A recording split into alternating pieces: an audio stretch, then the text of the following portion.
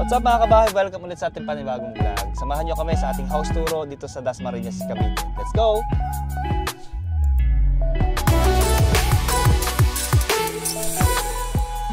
What's up mga kabahay? Welcome sa ating panibagong vlog. So nandito tayo sa project natin sa Dasmariñas, Cavite. So samahan nyo ako sa ating site visit. Let's go! So mga kabahay, ang property nito ay mayroong 163 square meters lot area. Ibig sabihin yung pinakalupa niya. So ang design ng mga architects natin is nagka-firewall tayo sa isang site to maximize yung ating property. So inalaw naman tayo ng subdivision, inalaw naman tayo ng pinaka-munisipyo ng city na ito na pwede mag-firewall sa isang site katulad ng ating mga kapitbahay. Ang property nyo ay 140, 160. So medyo makaka-relate kayo sa laki na pwedeng gawin niyo doon sa pinyang property niyo. So, minaximize ng mga architects natin, again, yung kanilang ating property, ng Dovcon architects natin dito sa isang side na to, yung firewall, para yung setback natin ay dito lang sa isang side, then mamamaximize pa natin yung floor area natin sa area na nan. So, makikita dyan, no, na combination siya ng dark, brown, and white colors lang. So, medyo may mga concrete, parang stucco finish pa tayo dito, and simple yung design, pero napaka-elegante, napakaganda, no. So yung sa design naman, no, mapapansin natin na yung sa brown areas is yung mga WPCs natin. So mapapansin nyo, brown, hanggang doon. So yan yung ating WPC, which is located siya dyan, doon sa taas, hanggang doon sa pinakagilid. So WPC dahil siya ay directly exposed sa araw, no? Mainit, yung init ng araw. And syempre yung moisture naman galing sa ulan, sa umaga, hamog. So mas durable kasi ang WPCs, no? When it comes dun sa mga ganong klaseng environment, no.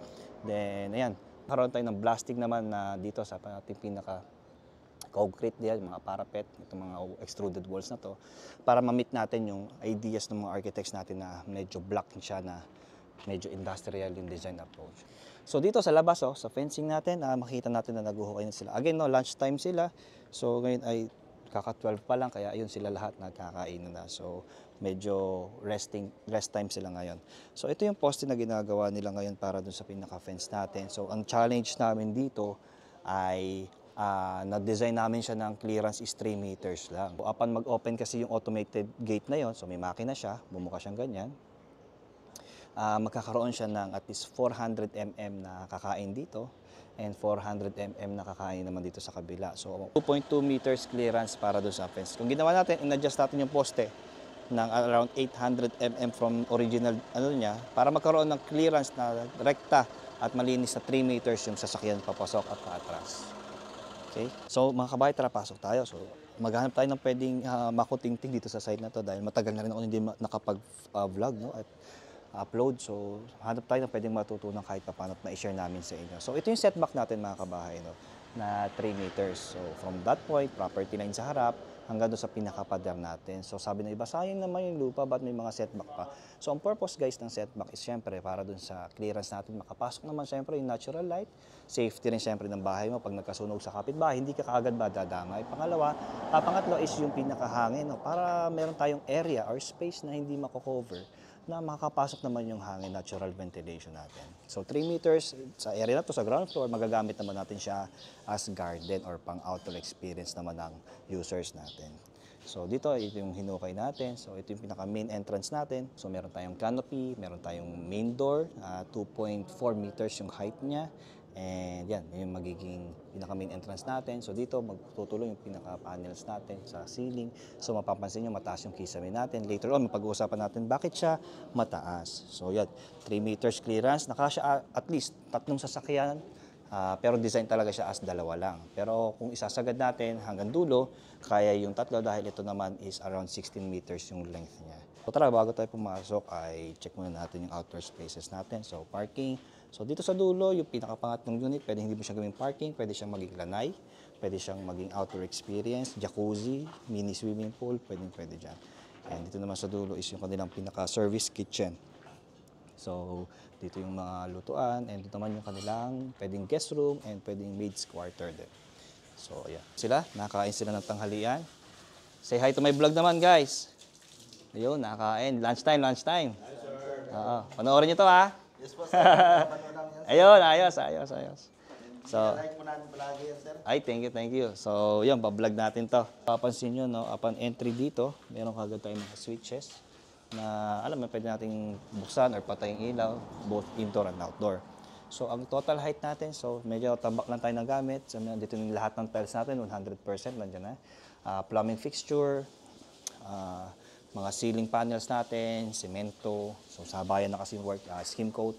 So, dito na. So, lunchtime lang.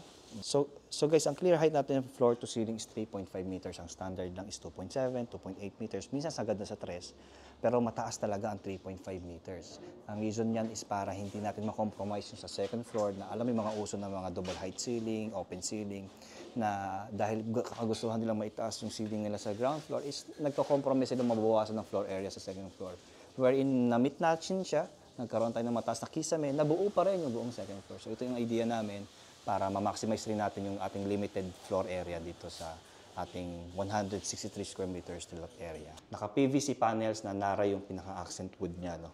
Ito ay para mas malis yung pagpipintura, mga possible cracks sa pagitan ng mga FISM boards. And again, mas madali siyang i-install, kabit-kabit lang. So tara, proceed tayo. So pagkakiyat, meron tayo ditong common toilet and bath para dun sa dalawang rooms na mga mapag-uusapan natin mamaya. So dito sa room number 1, so malaki siya. So ito yung pinaka-tiles natin na 60 by 120. So medyo rectangular siya.